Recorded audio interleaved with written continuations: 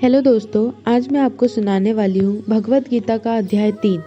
पहले 2 वीडियो में मैंने आपको पहला और दूसरा सुनाया है। अगर आपने वो अध्याय नहीं देखा है तो आप चैनल में विजिट कीजिए, वहाँ पे आपको दोनों अध्याय सुनने को मिलेंगे। और अगर आपने अभी तक मेरे चैनल को सब्सक्राइब और लाइक नहीं किया है तो कीजिए। तो सुनिए अध्याय 3 और उसका महत्व। अर्जुन ने पूछा, हे ज्ञानधन, यदि आपके मत से कर्म से बुद्धि श्रेष्ठ है तो हे केशव, मुझे यह घोर कर्म क्यों लग रहा है। मुझे मिले हुए वचनों से मेरी वृद्धि को भ्रम हो रहा है। निश्चय करके मुझे बताइए जिसमें मैं कल्याण को प्राप्त हो सकूं।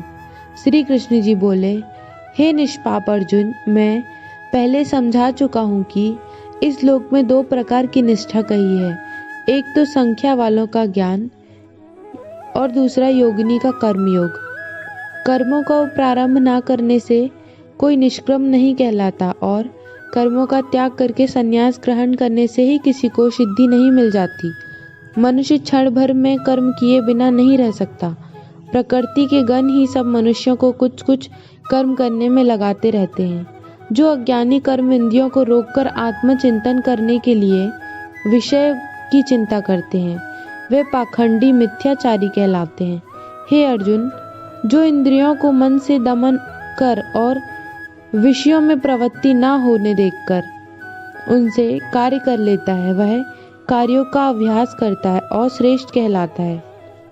अपने धर्म के अनुसार नियमित कर्म करो, क्योंकि कर्म के ना करने से कर्म को करना अच्छा है। बिना कर्म किए तुम्हारे शरीर का निर्वाह नहीं हो सकता। हे कौन्तेय, यज्ञ के निमित्त किए जाने वाले कर्मों को छोड़कर जितने कर्म हैं, उनके करने से मनुष्य को बंधन होता है। अतएव तुम फल की इच्छा त्याग कर यज्ञ के लिए ही कर्म करो। सृष्टि के आरंभ काल में ब्रह्मा जी ने यज्ञ सहित प्रज्ञा को उत्पन्न कर प्रजा से कहा था कि यद्यपि कर्म करके बुद्धि को प्राप्त होंगे, यही सब कर्म तुम्हारे निमित्त कामधेनु होवेंगे। इस यज्ञ से तुम देवताओं को संतुष्ट करते रहो और देवता भी तुमको संतुष्ट करेंगे। इस प्रकार परस्पर बर्ताव करते हुए तुम और देवता कल्याण को प्राप्त होगे। यज्ञ आदि कर्मों से प्रसन्न होकर देवता तुमको इच्छित सुख की सामग्रियां देंगे, परंतु उनके किए हुए दान को जो बिना उनको भोग लगाए करता है, वह चोर है। 5 महायज्ञ करके जो शेष बचा हुआ भोग ग्रहण करते हैं, वे सब पापी पुरुष पाप को ही भक्षण करते हैं। अन्न से प्राणियों की उत्पत्ति होती है। अन्न मेघ से उत्पन्न होता है। मेघ यज्ञ द्वारा बरसता है और यज्ञ की उत्पत्ति कर्म से होती है। कर्म की उत्पत्ति ब्रह्मा से हुई और ब्रह्मा अक्षर परमात्मा से। इस कारण सदा सब पदार्थों में रहने वाले ब्रह्मा हैं। वह सब यज्ञों में प्रस्तुत हैं। हे पार्थ, इस प्रकार चलाए हुए कर्म चक्र के अनुसार जो नहीं चलता है, वह पापमय है और उसका जीवन व्यर्थ है। जो पुरुष आत्मा में ही रहता है और आत्मानंद अनुभव से तृप्त रहता है, आत्मा में ही संतुष्ट है और उसे कुछ भी कार्य शेष नहीं। वह कोई कर्म करे या ना करे, उसको कोई प्रयोजन अथवा लोभ नहीं और किसी प्राणी से अपना लाभ करा लेने की भी उसे कोई आवश्यकता नहीं। इसीलिए तुम भी फल की प्राप्ति की इच्छा त्याग कर कर्तव्य पालन करते रहो, क्योंकि फल की इच्छा त्याग कर कर्म करने वाला पुरुष मोक्ष को प्राप्त होता है।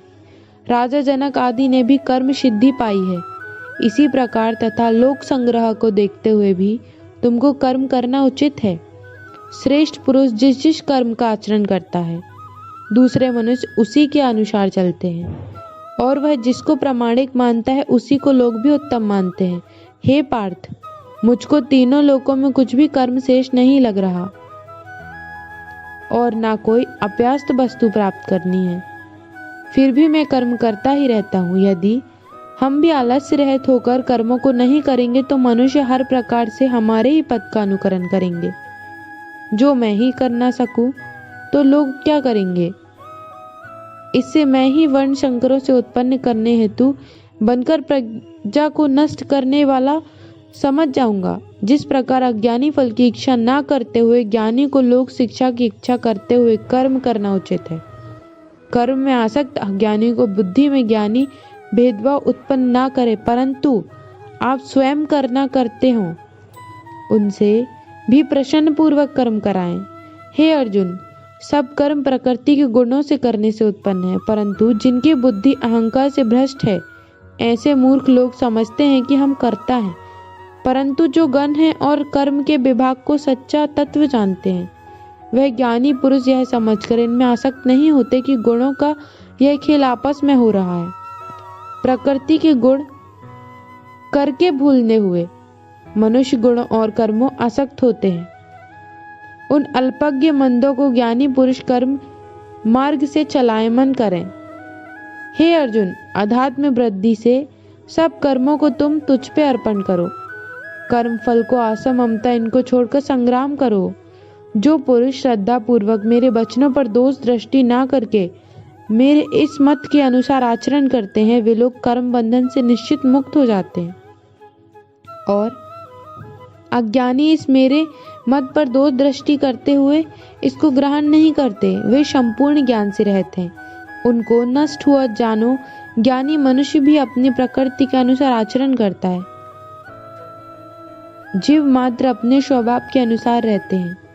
वह हट करने से क्या होगा? इंद्रिय और इंद्रियों के विषय में प्रीति और द्वेष दोनों व्यवस्थित हैं। इन राग और द्वेष के बस ना होना चाहिए, क्योंकि ये मनुष्य के शत्रु हैं। अपना कठिन धर्म भी दूसरे के सहज धर्म से हितकर होता है। स्वधर्म में मरना भी कल्याण कारक है, परंतु अन्य कर्म धर्म भयानक है।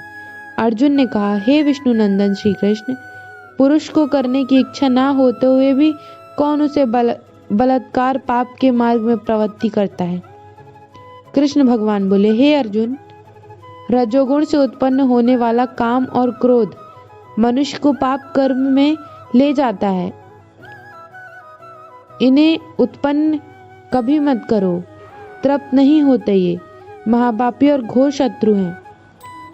जैसे धुआं से अग्नि, धूल से दर्पण और झिल्ली से गर्भ का बालक ढका हुआ है। हे कुंती पुत्र, इस शत्रु काम करके ज्ञानियों का ज्ञान असंचित है और सदा अग्नि की तरह तृप्त नहीं होता। इंद्रियां, मन और बुद्धि इस काम के आश्रय स्थान है। इन्हें संसार विषयांचित करके जीव को मोहित कर लेती हैं। अतएव तुम सर्वप्रथम इंद्रियों को वश में करके ज्ञान और विज्ञान को नष्ट करने वाले इसी पापी काम को अवश्य जीतो। कहते हैं कि इंद्रियां सबसे प्रबल हैं, इंद्रियों से भी प्रबल मन है। इस प्रकार जो बूढ़ी से परे है, उस आत्मा को ज्ञान जानकर विषयात्मक बुद्धि द्वारा मन को निश्चल करके, हे महाबाहो, तुम उस दुर्दर्श शत्रु काम को जीत लो। इसी के साथ हमारी महाभारत के तीसरे अध्याय का कथा समापन हुआ। अब मैं आपको इसका महत्व बताने जा रही हूँ। नारायण जी बोले, हे लक्ष्मी, एक शुद्ध महामूर्ख अकेला ही वन में रहता है। बड़े अनर्थों से उससे बहुत सा द्रव्य इकट्ठा किया, किसी कारण से वह सब द्रव्य जाता रहा। अब शूद्र को चिंतित रहने लगा कि किसी से पूछता कि ऐसा उपाय बताओ कि पृथ्वी में द्रव्य हो ना। किसी से कहता कोई अंजन बताओ जिसे नेत्र में डालकर पृथ्वी का पदार्थ निकल सके। तब किसी ने कहा, मांस मदिरा खाया पिया कर वही खोटा कर्म करने लगा, चोरी करने लगा। एक दिन धन की लालसा कर चोरी करने गया, रास्ते में चोरों ने मार दिया। अनंतर उसने प्रेत की योनि पाई। उस प्रेत यानी में उसे बड़ा दुख हुआ। एक वट वृक्ष पर रात दिन चिल्लाया करता कि कोई ऐसा भी है जो मुझे एक अधम देह से छुड़ाए। कुछ समय बाद शूद्र की स्त्री से पुत्र जन्मा। जब उसका पुत्र बड़ा हुआ तो एक दिन अपनी माता से उसने पूछा, मेरे पिता क्या व्यापार करते थे और ध्यान किस प्रकार हुआ? तब उसकी माता ने कहा, हे बेटा, तेरे पिता के पास पदार्थ बहुत था, यूं ही जाता रहा। वह धन के चले जाने से बहुत चिंतित रहने लगा। एक दिन धन की लालसा से चोरी करने गया, परंतु मार्ग में चोरों ने उसे मार दिया। तब उसने कहा, हे माता, उसकी गति कराई थी? तब माता ने कहा, नहीं। फिर पूछा, हे माता, उसकी गति करानी चाहिए? उसने कहा, अच्छी बात है। तब पंडितों से पूछने गया जाकर प्रार्थना करी कि हे स्वामी, मेरे पिता एक दिशा में जाकर मृत्यु को प्राप्त हुए, उसका उद्धार किसी प्रकार करवाएं। तब पंडितों ने कहा, तू गया जी जाकर उसका गया करो, तब तेरे पितरों का उद्धार होगा।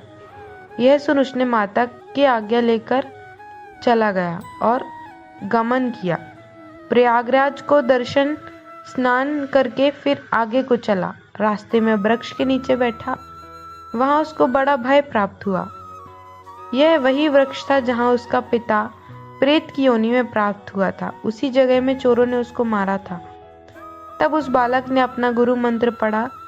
उसका एक और भी नियम था, वह एक अध्याय श्री गीता जी का भी नित्य पाठ किया करता था। उस दिन उसने श्री गीता जी के 3रे अध्याय का पाठ किया था। उसके पिता ने प्रेत की योनि में सुन के उसकी प्रेत देह छूट गई। देवदेही पाई स्वर्ग से विमान आए। वह विमान पर चढ़कर उसके सामने आया, आकर आशीर्वाद दिया और कहा, हे पुत्र, मैं तेरा पिता हूँ जो मरकर प्रेत हुआ था।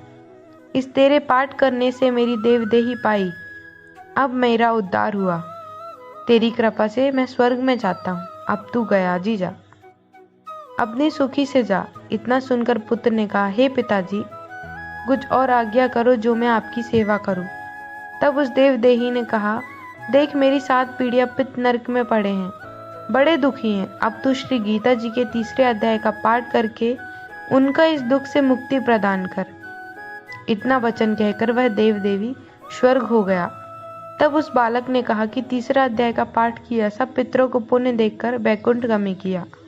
तब राजा धर्मराज के पास यमदूत ने जाकर कहा, हे राजा जी, नरक में तो बहुत लोग नहीं हैं, नरक में तो उजाड़ पड़ी है, जो कि जन्मों के पाप कर्मों से तिनको विमान पर बैठाकर श्री ठाकुर जी के पार्षद ले गए हैं।